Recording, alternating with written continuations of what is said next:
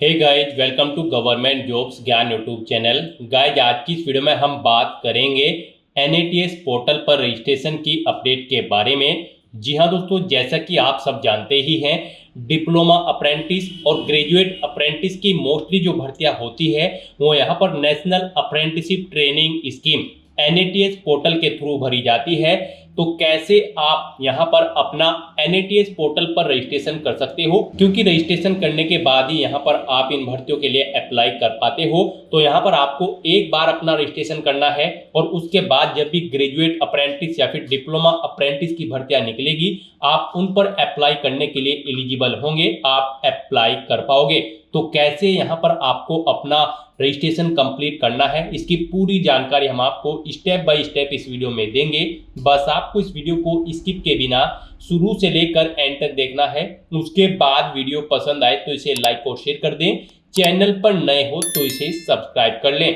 तो गाइस, बिना कोई वक्त गंवाए चलिए शुरू करते हैं। आपको अपने इंटरनेट ब्राउजर के एड्रेस बार पर टाइप करना है nats.education.gov.in, या फिर आपको ये लिंक इस वीडियो के डिस्क्रिप्शन बॉक्स में मिल जाएगा, जिस पर क्लिक करके आप यहां पर एनएटीएस के इस पोर्टल पर आ जाओगे। यहां पर रजिस्ट्रेशन करने के लिए सबसे पहले आपको इस वेबसाइट के टॉप पर स्टूडेंट की ये टैब दी गई है, आप इस टैब पर क्लिक करें। उसके बाद आपके सामने यहाँ पर कुछ इस तरह से इंटरफेस ओपन होगा।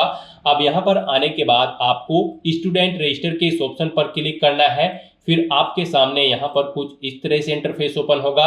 गाइस, यहाँ पर रजिस्ट्रेशन करने से पहले यानी कि अपना इनरोलमेंट करने से पहले आपके पास यहाँ पर ये डॉक्यूमेंट्स होने चाहिए, जैसे कि आपका आधार कार्ड, एक वैलिड पर्सनल ईमेल आईडी, आपके पास एक मोबाइल नंबर होना चाहिए, पासपोर्ट साइज फोटोग्राफ होना चाहिए और वो जेपीईजी फॉर्मेट में होना चाहिए, 1 MB से कम उसका साइज होना चाहिए। आधार सीरीज मैपिड बैंक अकाउंट की डिटेल आपके पास होनी चाहिए, आपकी क्वालिफाइंग डिग्री या फिर प्रोविजनल सर्टिफिकेट जिसका फॉर्मेट PDF फॉर्मेट में होना चाहिए और 1 MB से कम उसका साइज होना चाहिए।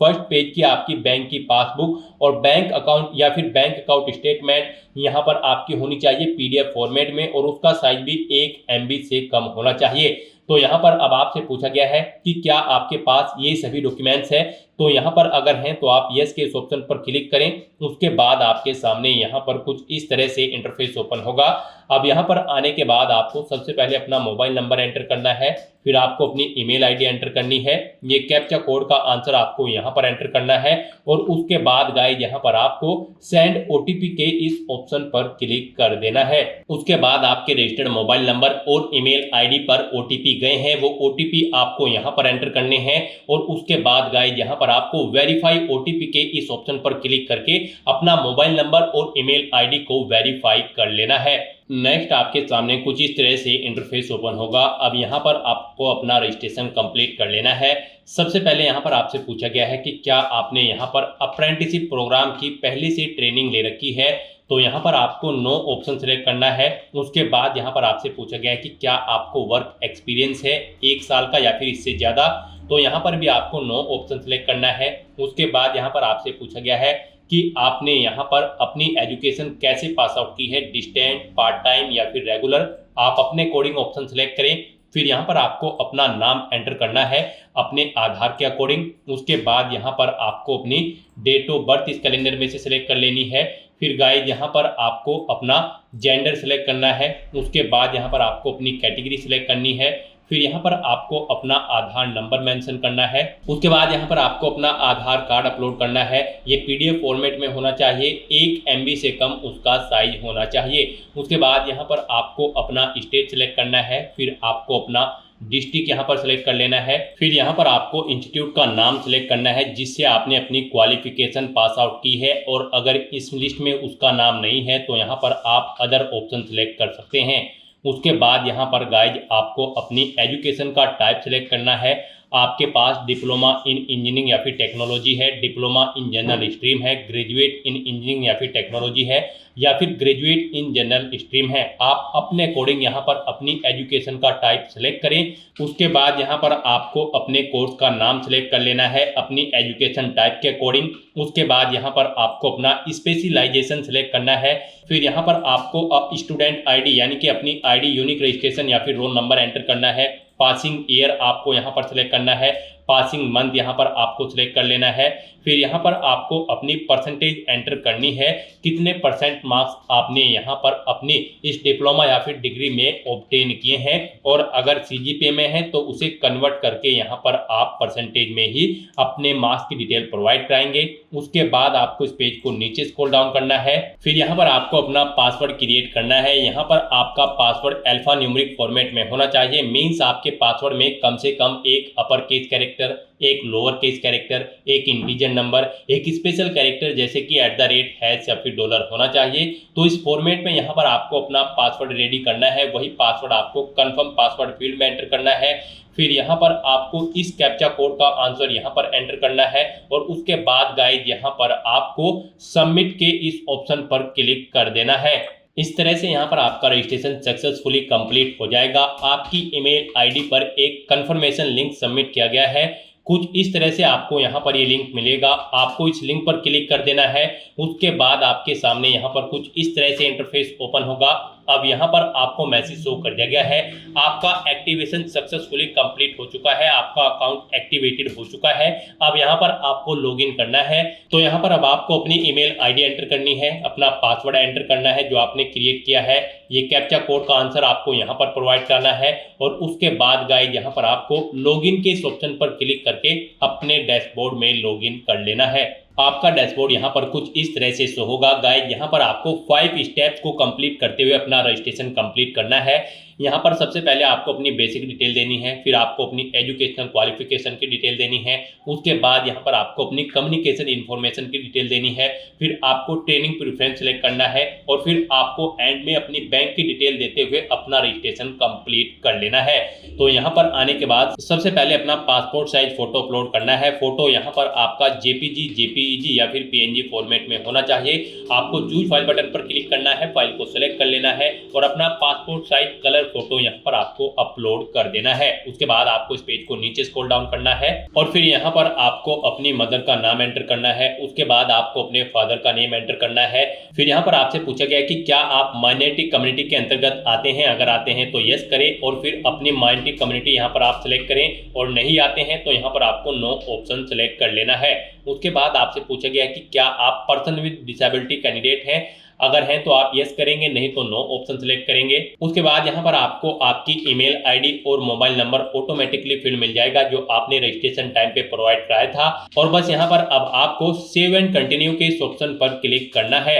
नेक्स्ट यहाँ पर आपको अपनी एजुकेशनल क्वालिफिकेशन की डिटेल देनी है। यहाँ पर आपने रजिस्ट्रेशन टाइम पे जो क्वालिफिकेशन की डिटेल प्रोवाइड कराई थी वो आपको शो कर दी जाएगी। आप चेंज करना चाहते हैं तो चेंज कर सकते हैं, नहीं तो फिर यहाँ पर आपको पेज को नीचे स्क्रॉल डाउन करते हुए आपको अपना प्रोविजनल या फिर पास सर्टिफिकेट यहाँ पर अपलोड करना है। वो आपका पीडीएफ फॉर्मेट में होना चाहिए, 1 MB से कम उसका साइज होना चाहिए। आपको चूज फाइल बटन पर क्लिक करना है, फाइल को सिलेक्ट करना है, और अपनी एजुकेशनल क्वालिफिकेशन का सर्टिफिकेट यहाँ पर आपको अपलोड कर देना है।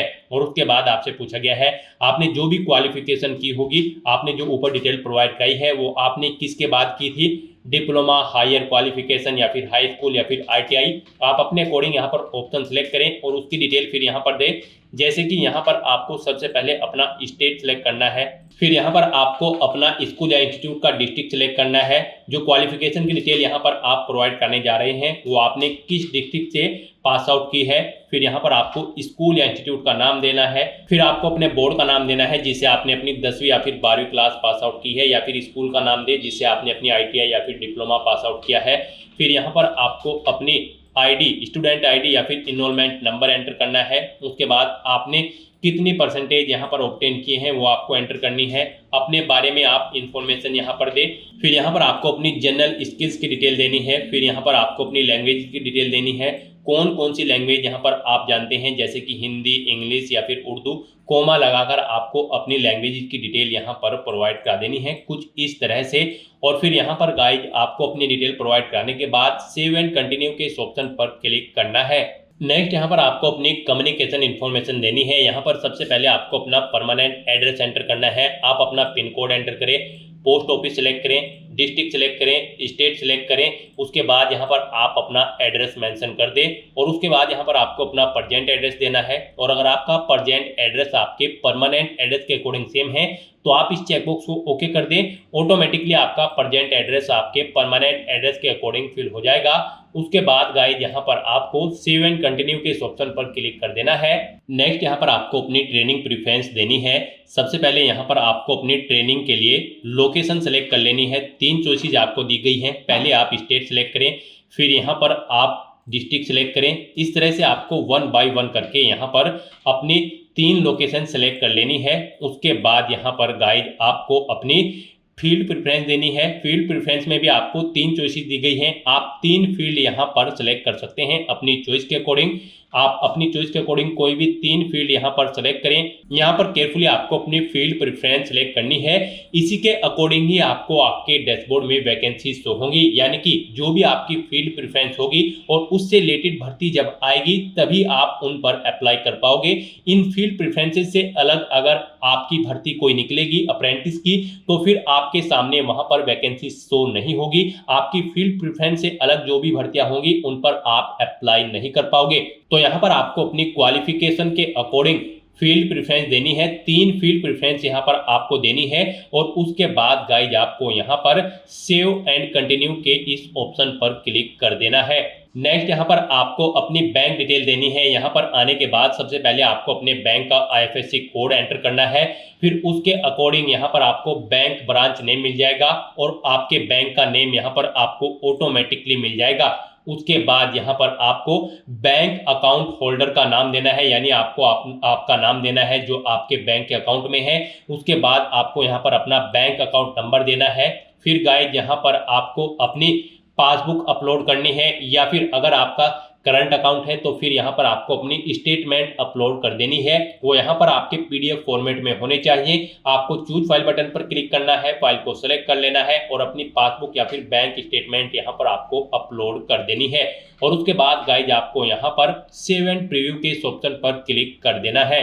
नेक्स्ट यहाँ पर आपको आपके रजिस्ट्रेशन का पूरा प्रीव्यू शो कर दिया गया है। आपको सभी डिटेल्स केयरफुली चेकआउट करनी है। पेज को नीचे स्क्रॉल डाउन करना है, इस चेकबॉक्स को आपको ओके करना है और यहाँ पर अगर कोई मिस्टेक है तो आप एडिट के इस ऑप्शन पर क्लिक करके अपने रजिस्ट्रेशन फॉर्म में आप एडिट कर सकते हो। सभी चीजें ओके हैं तो आप प्रिंट के ऑप्शन पर क्लिक करके अपने रजिस्ट्रेशन फॉर्म का एक हार्ड कॉपी प्रिंट आउट ले सकते हो। और फिर गाइड यहाँ पर आपको फाइनल सबमिट के इस ऑप्शन पर क्लिक कर देना है। नेक्स्ट आपको आपके डैशबोर्ड में डायरेक्ट कर दिया जाएगा। यहाँ पर आपको एक इनरोलमेंट ID प्रोवाइड करा दी गई है।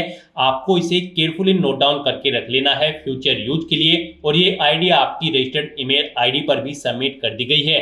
यहाँ पर आपका NATS के पोर्टल पर रजिस्ट्रेशन सक्सेसफुली कंप्लीट हो चुका है। अब आपको आपके डैशबोर्ड में डायरेक्ट कर दिया गया है। यहाँ पर आप चेकआउट कर सकते हो। यहाँ पर आपकी एलिजिबिलिटी के अकॉर्डिंग आपको वैकेंसी शो कर दी गई है। आप जिस भी वैकेंसी के लिए अप्लाई करना चाहते हैं उसके सामने आप यहाँ पर अप्लाई के बटन पर क्लिक करके अप्लाई कर सकते हैं। व्यू के ऑप्शन पर क्लिक करके आप उस भर्ती की पूरी डिटेल चेकआउट कर सकते हैं। जब आप किसी भी भर्ती के लिए अप्लाई कर लेंगे तो फिर आप एप्लीकेशन मैनेजमेंट की स्टेप पर क्लिक करके चेकआउट कर सकते हो कि आप उस भर्ती के लिए अप्लाई कर चुके हो। तो दोस्तों ऐसे आप national apprenticeship training scheme NATS के पोर्टल पर अपना रजिस्ट्रेशन कर सकते हो स्टेप बाय स्टेप बिना कोई मिस्टेक किए हुए। आज की इस वीडियो में बस इतना ही। आई होप ये वीडियो आपको पसंद आई होगी। अगर पसंद आई हो तो इसे लाइक और शेयर करें। चैनल पर नए हो तो इसे सब्सक्राइब कर लें। Thanks for watching.